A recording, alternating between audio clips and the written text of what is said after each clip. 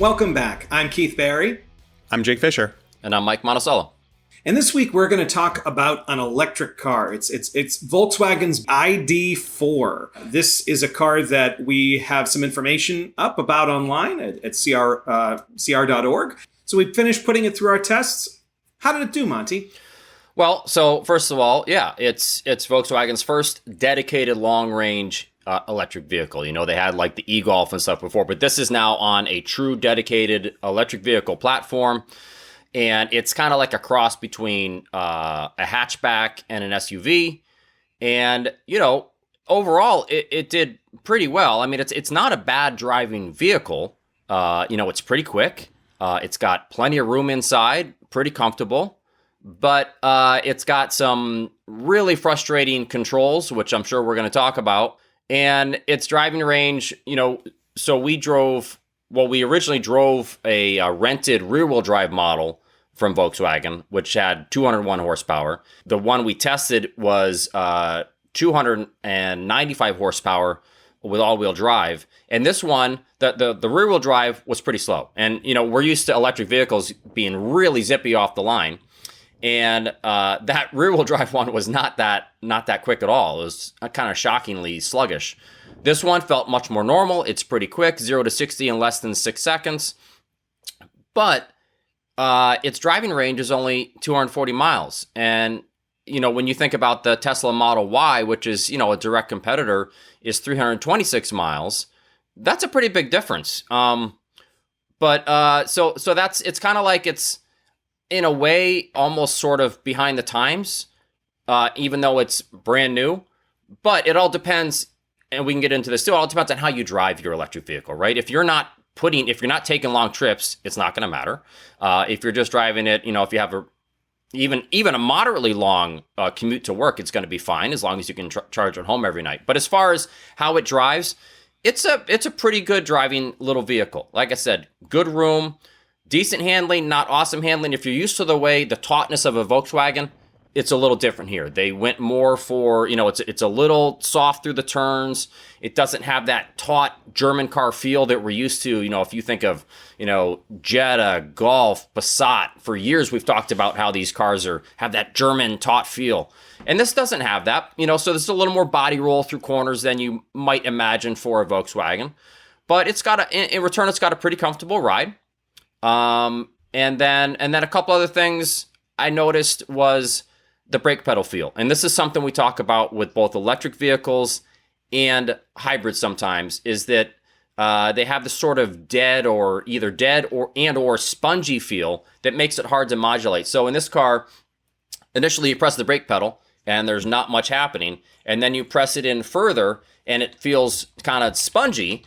And then it seems like as you're getting close to stop, now it's, you know, stopping more. So now it's hard to modulate exactly. Like, it feels like you're always having to adjust your brake pedal pressure, which most cars and a well-designed brake pedal, you press on it and you can kind of gauge almost as soon as you start pressing on the brake pedal when you're going to, you know, you can keep that kind of consistent pedal pressure all the way through. You can't do that with this vehicle. They missed the boat on that.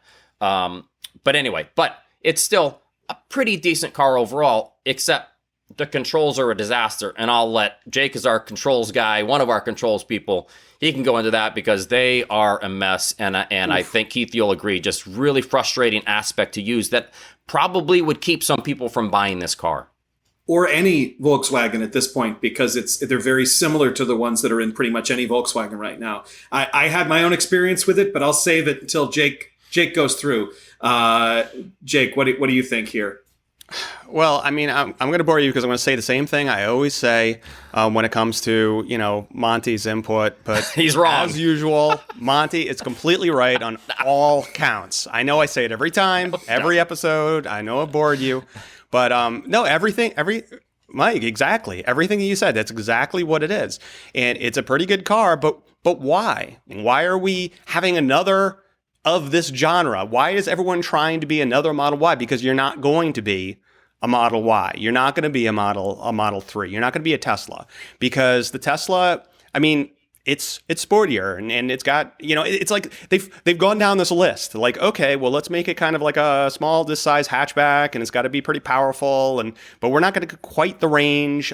And controls. Well, we better make those really different. It's almost like this is the ingredients that you do, and I feel like it's a missed opportunity. I mean, how many years have we been seeing these concepts of the ID Buzz or the electric van? I mean, they just keep on taunting with us. I mean, that would have been something new to the party. I mean, can you imagine like a little boxy van with, more room inside? No. We have to do another of the same genre. And again, it's doing the same good things. It's making the same mistakes. You talked about the controls. And this isn't just an ID.4 thing. This is, well, actually, fortunately, it's not on a lot of Volkswagens yet. Volkswagen has actually been really good when it comes to controls, really, really simple controls. But this is like the first of their new control system, which we saw on the new GTI and some of these new vehicles. And it's just, it's the same script, let's put capacitive controls. Let's make it harder to find things. Let's, who would want, the temperature up and down to have an up or a down or something you see at night. It's change for change's sake, trying to be high tech, but not making it better.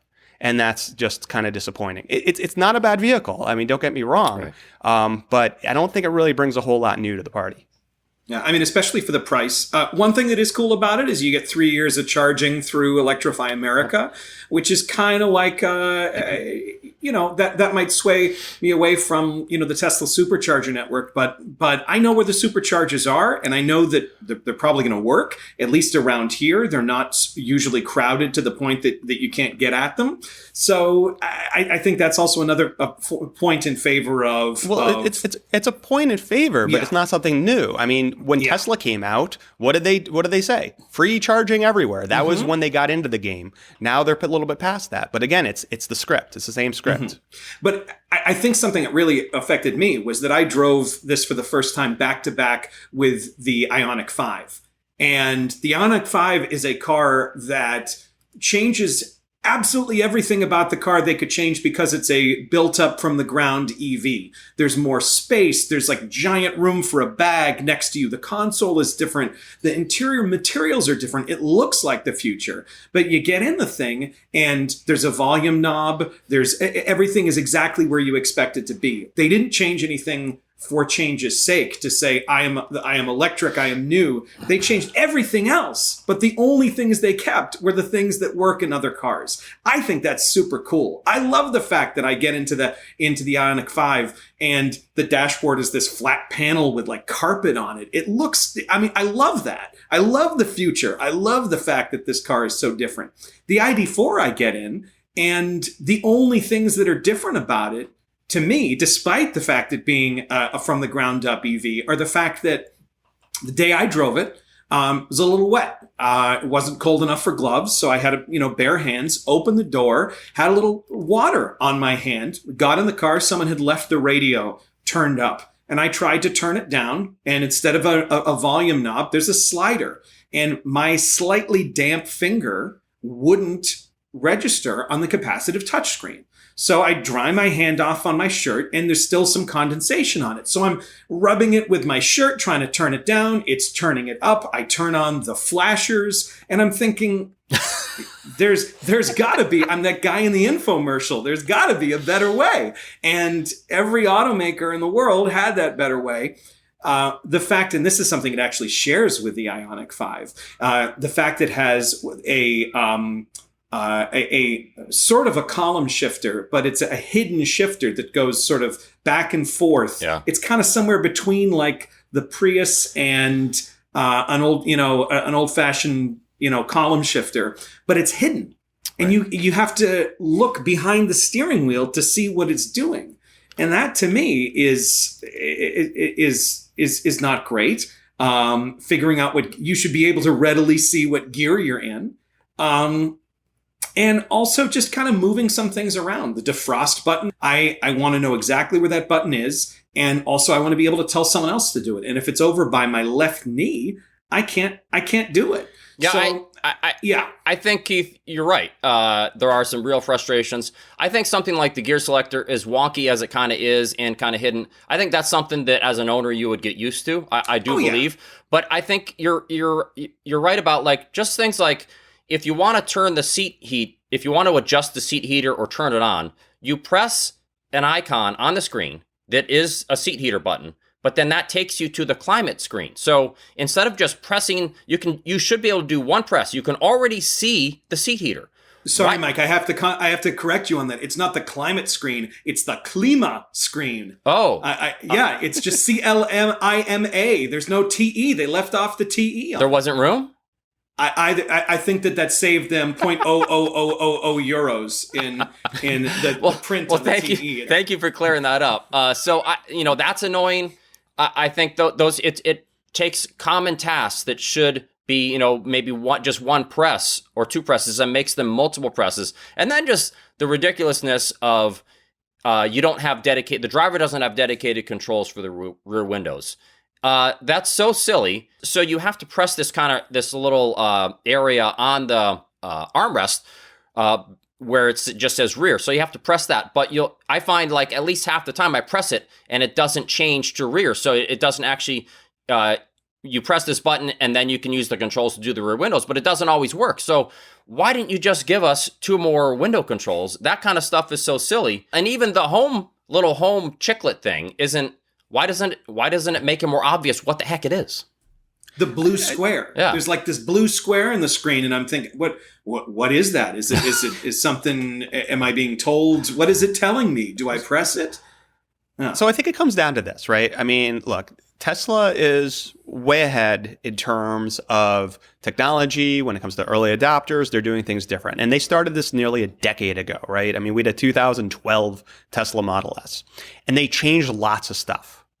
And we gave them lots of kudos for it, right? I mean, there was a whole bunch of things like, this is how you make a car. And they changed a lot.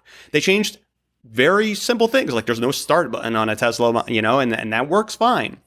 Change for improvement. Awesome. Make things different. Just because we've always been doing things one way doesn't mean we shouldn't do some things different. Or because it's flashy or gimmicky, it seems like why they do it sometimes, right? Well, we got to make it appear more futuristic. So we'll make this screen all wonky so it looks kind of neat on the showroom floor, I guess. Well, and it's like these lessons learned, and maybe they're the wrong lessons. I mean, they used to have an electric Golf, right? And it was like a Golf, but it was electric. And it was like, nobody wanted that. So we're going to go make this with all the gizmos and the electronics, and we'll do things differently, and maybe they'll like it that. Change it to make it better. Don't just make it because it's different. Yeah, I couldn't agree more. We have a question. Someone sent us a question about the ID.4 to talkingcars@icloud.com. It's a real cool technical question. So Shekhar from Vancouver, British Columbia, asks, regarding CR's testing of the Volkswagen ID.4, since braking is more efficient at the front axle, how much regenerative braking is there at the front and rear axles? I assume the all-wheel drive is more stable, along with more power, than the rear-wheel drive version of the vehicle. Does the all-wheel drive version have torque vectoring or electronic stability control, ESC, at all 4 wheels, or just at the rear? It's a really cool question. Monty, I believe you did some digging on this and reached out to Volkswagen. Absolutely. I did reach out to Volkswagen, and they were very good about getting back to us. And for the first part of the question, they said, actually, all regen comes from the rear wheels. And we do that because a higher load point for one motor is more efficient in almost all situations. And then for the second part of the question about the torque vectoring, they said the ID.4 does not have a torque vectoring system like, say, the Golf R, where you can freely distribute wheel torque between the rear wheels. They said we do use the ESC, electronic stability control, to control wheel slip and help induce a little bit of yaw. And what they mean by that is they, meaning to help the car turn a little better or turn a little quicker is what they're talking about. So really interesting question, really interesting and maybe surprising answer. Yeah. Because I think the question really gets to the point. I mean, anyone who I mean, if you just use the rear brakes and you have slick roads and you have icy roads, it could be a problem. I know, obviously, we have all types of anti-lock brakes now and all these things that could remedy that, but it is interesting. I mean, anyone who has a rear-wheel drive electric car, you drive in the ice. It would be interesting to see if people had that situation.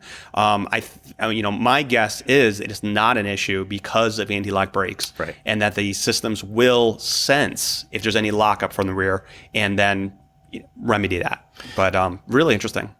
Yeah, that's a great question. So no matter what your question is, whether it's what kind of car should I buy, or does this specific vehicle have torque vectoring, send it to us. We'll get the answer for you. That's what we do here at Talking Cars. So thanks for sending your questions to talkingcars@icloud.com. And thanks for talking cars with us. We'll talk again soon.